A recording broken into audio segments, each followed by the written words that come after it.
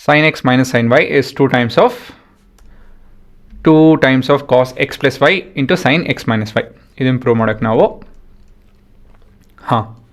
So ಮೊದಲೇದಾಗಿ ಎಲ್ಲಿ ಅಂತ ಇದ್ದೀವಿ. So we have sin x minus sin y. So we're going to substitute x as a plus b and y as a minus b. ಅಲ್ವಾ? So ಮುಂದೆ ಈ substitute ಮಾಡಿದಾಗ ಇದು sin a plus b ಆಗುತ್ತೆ, ಮೈನಸ್ ಆಫ್ sin ಇದು a minus b ಆಗುತ್ತೆ. So what is a plus b? sin a plus b, sin a into cos B plus cos A into sine B. Minus ಇತ್ತು ಅಂದರೆ ಇಲ್ಲಿ minus ಆಗುತ್ತೆ. So ಇದನ್ನು expand ಮಾಡ್ತು ಅಂತ ಹೇಳಿದ್ರೆ sin a cos B plus cos A sine B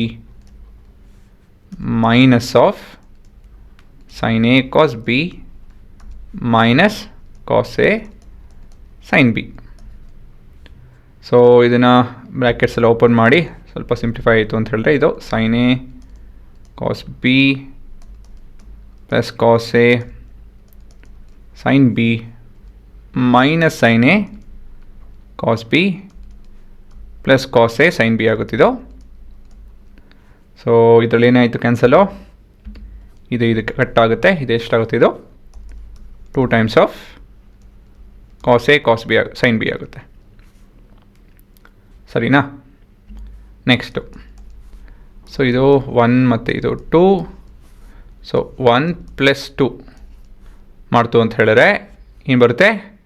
ಹೌದು, x + y/2 = a ಅಂತ ಬರುತ್ತೆ.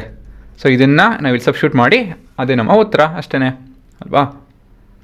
ಸೊ ನೆಕ್ಸ್ಟು 1 - 2 ಮಾಡ್ತು ಅಂತ ಹೇಳಿದ್ರೆ x - y/2 = b ಬರುತ್ತೆ. And when I substitute this first in m and n, so ಏನಾಗುತ್ತೆ ಇಲ್ಲಿ? So substituting m and n in first. So ಇದೇನಾಯ್ತು? ಇದು 2 times of cos of x + y/2 into sine of x - y/2. So ಇದೇ ನಿಮ್ಮ ಉತ್ತರ.